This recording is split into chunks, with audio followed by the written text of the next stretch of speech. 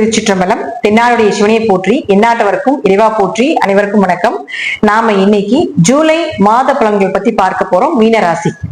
மீனராசியை பொறுத்த வரைக்கும் பாத்தீங்கன்னா, ராசிக்குள்ள ஜென்ம சனி பகவான் உட்கார்ந்திருக்கார். அவர் யார்? உங்களுக்கு 11/12ஆம் அதிபதியான சனி ஜென்மத்தில் உட்கார்ந்திருக்கார். இந்த மாதம் சனி வக்ரமாகிறார். 13ஆம் தேதிக்கு மேல இருந்து நவம்பர் மாதம் 28ஆம் தேதி வரைக்கும் வக்ரகதி ஆக போகிறார்.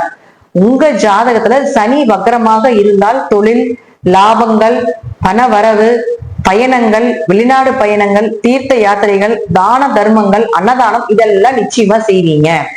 ஒருவேளை சனி வக்கரமாக இல்லை அப்படின்னா ரொம்ப கவனமா ஹேண்டில் பண்ணுங்க. ஏன்னா உங்களுக்கு அவர் லாபஸ்தானாதிபதி. பணம் இழக்கிறது, லாபத்தை குறைக்கிறது, ஏதாவது ஒரு வழியில ஒரு சின்ன சின்ன சிம்டம்ஸ்ல நமக்கு கெடுத்து விட்டுருவார். ஏன்னா வருஷத்துக்கு 3 முறை சனி வக்ரம், அதாவது 3 மாத காலங்கள் சனி வக்ரமாகும். அந்த வக்ர காலத்துல மட்டும்தான் வக்ரமாக இருக்கக்கூடிய ஜாதகத்தை ஜெயிக்க முடியும். மற்ற 9 மாதங்களும் அவங்களுக்கு பெரிய வளர்ச்சிகள் இருக்காது. இப்போ வக்ரம் அப்படின்னா வேகம், அதிக வேகம், பிடிவாதம், ஸ்பீடா செஞ்சுட்டு அதுல ஒரு ரிசல்ட் எடுக்கிறது, இதெல்லாம் வக்ரம். அப்போ லாபஸ்தானாதிபதியான சனி வக்ரம் ஆகும் பொழுது நல்லதே. வக்ரமான ஜாதகர்களுக்கு, வக்ரமாகாத ஜாதகர்களுக்கு கொஞ்சம் கவனமாக இருந்து செயல்படுத்திக்கோங்க. அடுத்தது செவ்வாய். செவ்வாய் உங்களுக்கு 2 மற்றும் 9ஆம் அதிபதியானவர் 6ஆம் வீட்டுல போய் கேதுவோட இருக்கிறார். 2 கூடையவர் 6ல் இருக்கிற வரைக்கும் கடன் கட்டுறது, பொருளாதாரத்துல கொஞ்சம் பிரச்சனைகள், கொஞ்சம் நோய் நொடிகளுக்கு செலவு பண்ண வேண்டிய ஒரு அமைப்பு, அப்பாக்கு ஏதாவது ஒரு மருத்துவ செலவுகள், உயர்கல்வி படிப்பதற்குண்டான ஏதாவது ஒரு செலவுகள், அதற்குண்டான ஞானம் இதெல்லாம் கொடுத்துருவார். ஏன்னா கேதுனா ஞானம். எந்த இடத்தில் கேது இருக்கின்றதோ அதனுடைய ஞானத்தை கண்டிப்பாக கொடுத்தே தீரணும் அப்படிங்கிறது விதிக்கப்பட்டதே.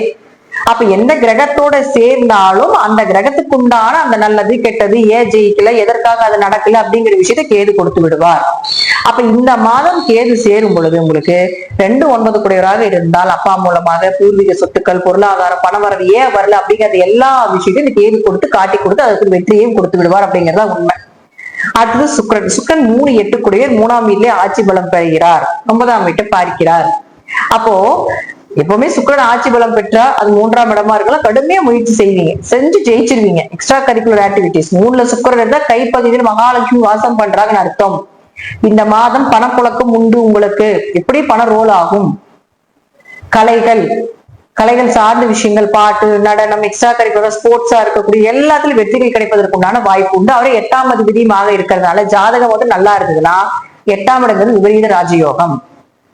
8ஆம் இடம் உழைப்பில்லாம திடீர் வரக்கூடிய பண வரவு. அப்ப 8ஆம் அதிபதி 3ல் ஆட்சி பலம் பெறும் பொழுது கண்டிப்பாக திடீர் பண வரவு, ஷேர் மார்க்கெட்ல யோகம், பிட்காயின்ல யோகம், இது போல சின்ன சின்ன விஷயங்கள் நீங்க பண்றதுல பெரிய லாபத்தை ஏற்படுத்தி கொடுத்துரும்.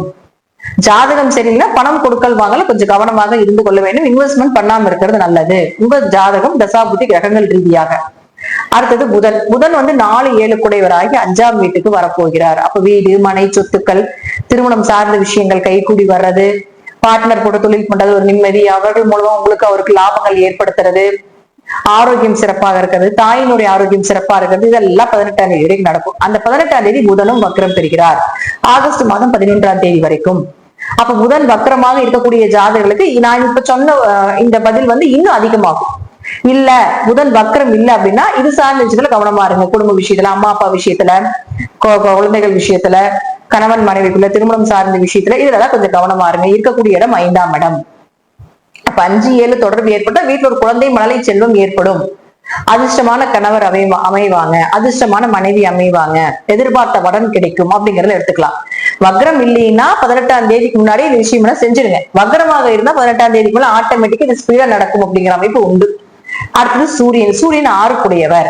அப்ப 6 கூடையவரான சூரியன் உங்களுக்கு இத்தனை நாள் 4ஆம் இடத்துல இருந்து குருவோட சேர்ந்து சிவராஜ யோகமாக வேலை செஞ்சுட்டு இருந்தது.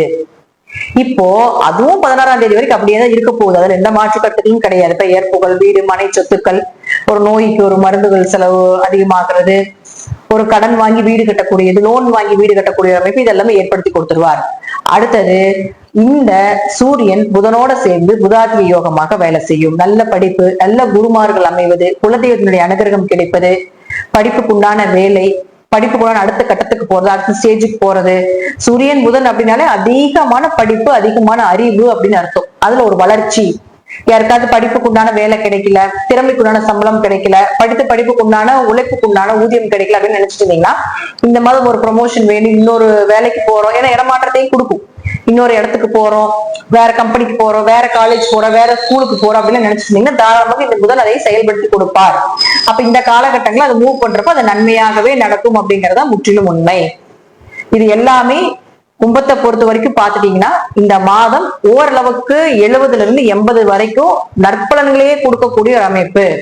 அது மட்டும் இல்லாம கும்பம் ஜெயிக்கக்கூடிய அமைப்பு அப்படிங்கிறது ஜென்மசனியாக இருக்கிறதுனால கொஞ்சம் ஜாதகத்தை மட்டும் கொஞ்சம் உங்க பக்கத்துல இருக்கக்கூடிய ஜோசியரை மட்டும் அனலைஸ் பண்ணிக்கோங்க. ஏன்னா இந்த மாதம் எப்படி கொஞ்சம் பண வரவு வரக்கூடிய ஒரு மாதமாக தான் இருக்குது. அதற்குள்ளால் தெய்வ வழிபாடுகளும் பண்ணிக்கொள்வது என்பது சிறப்பான விஷயமாக இருக்கும். இதெல்லாமே உங்களுடைய தசாபுத்தி படி ஜாதக ரீதியாக நான் சொல்லக்கூடிய கருத்துக்கள் சிறிது மாறுபடலாம். நன்றி. மீண்டும் ஒரு நல்ல பதிவுல சந்திக்கலாம். திருச்சிற்றம்பலம், தில்லையம்பலம், ஸ்ரீ நரசிம்ம சரணம்.